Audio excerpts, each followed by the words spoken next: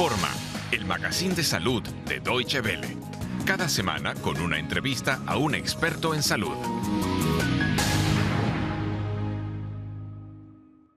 La transmisión de bacterias multiresistentes ha aumentado en el último tiempo. Sobre este tema hablamos con el Dr. Thorsten Bauer de la clínica Helios Emil von Behring de Berlín. Es difícil, pero hay que combatir las bacterias multiresistentes de forma sistemática. No estamos completamente indefensos. ¿Cuán peligrosas son realmente las bacterias multiresistentes? Hay un miedo exagerado. Existen algunos problemas con bacterias multiresistentes en hospitales, pero hay muchos factores en juego. Todo depende de en qué hospital, en qué lugar de Alemania y también en qué lugar del mundo y en qué hospital uno se encuentra.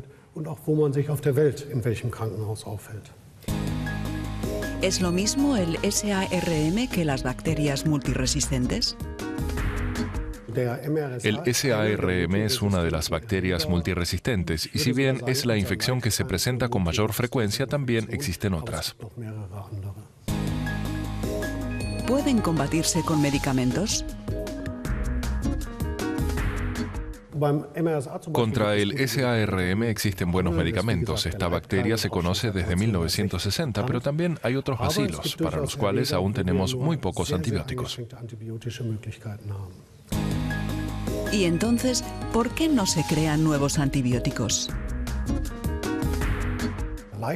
Porque no resulta fácil y es muy caro. Además, se trata de una enfermedad aguda para la cual estos antibióticos tan costosos de desarrollar se utilizan por 10 o 12 días. Es decir, que las empresas farmacéuticas ganan muy poco dinero como para recuperar la inversión.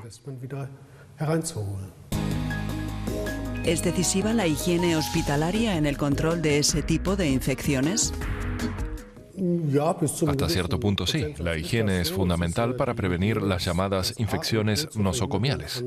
En ese caso, la responsabilidad queda del lado del personal médico y de los enfermeros.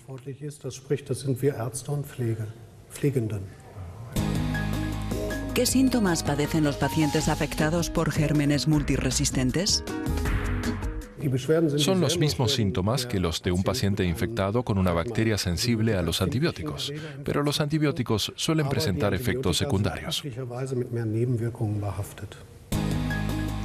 ¿Qué sucede cuando se sabe que un paciente es portador de gérmenes multiresistentes? En primer lugar, es importante saberlo en caso de que esos pacientes vuelvan a ser hospitalizados. Por eso mantenemos los registros hasta 2 años. Además, se puede intentar lo que denominamos una erradicación, que persigue extirpar los gérmenes del ámbito doméstico. Esto a veces da resultado, pero no siempre.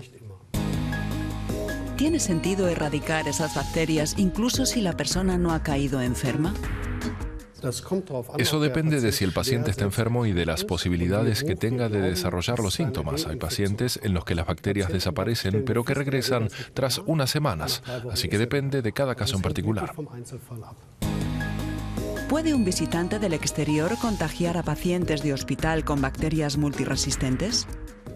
Sí, es un riesgo que tenemos en el hospital. Tampoco se puede evitar en los transportes públicos. ¿No es esta situación extremadamente peligrosa para los pacientes? Tampoco hay que exagerar. La posibilidad de que un visitante externo ingrese al hospital e infecte a un paciente con una bacteria resistente es muy remota. Lo que es mucho más frecuente son las infecciones nosocomiales o intrahospitalarias.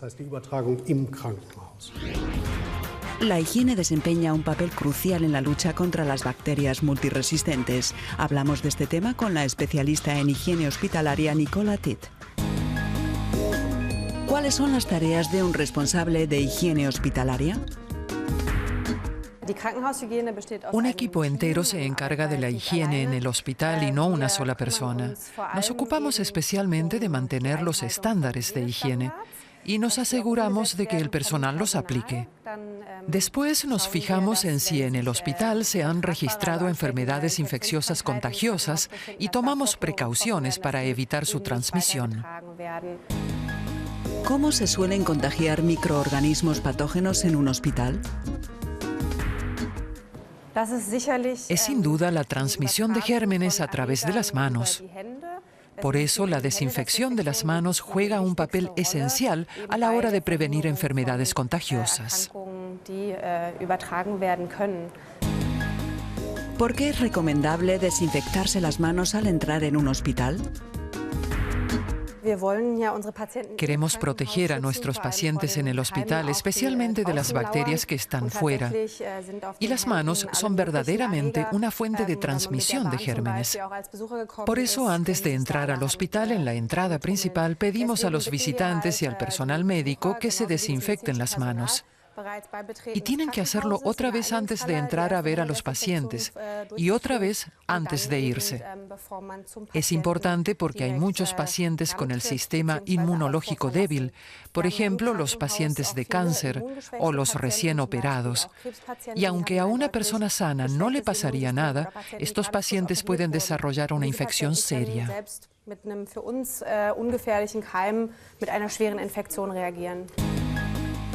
¿Qué es lo más importante en la higiene de las manos?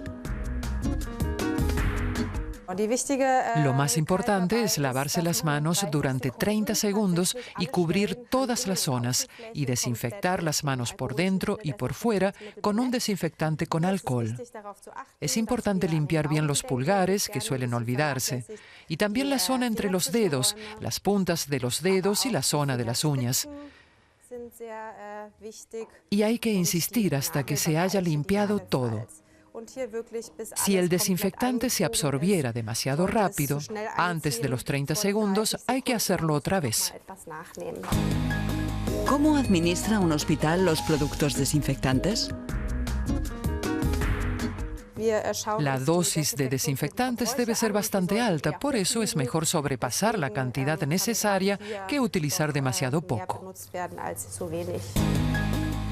¿Cómo comprobar que la higiene de las manos se ha realizado con eficacia? Con un desinfectante fluorescente podemos comprobar con eficacia si las manos se han desinfectado correctamente. ¿Qué superficies están desinfectadas y cuáles no? Aquí puede ver que algunas partes de mi mano no están mojadas. Ahí la piel se ve brillante y estas son las partes a las que el desinfectante no ha conseguido llegar.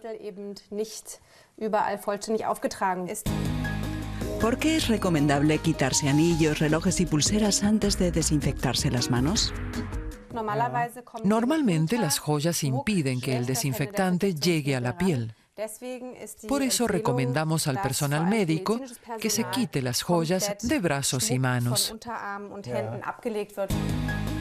¿Cómo debería proceder una persona que va a visitar a un paciente en el hospital? Si se tuviera un pequeño resfriado, es importante considerar si es buena idea visitar a los familiares en el hospital, porque, como ya hemos dicho, la más leve infección gripal puede ser muy peligrosa para los pacientes.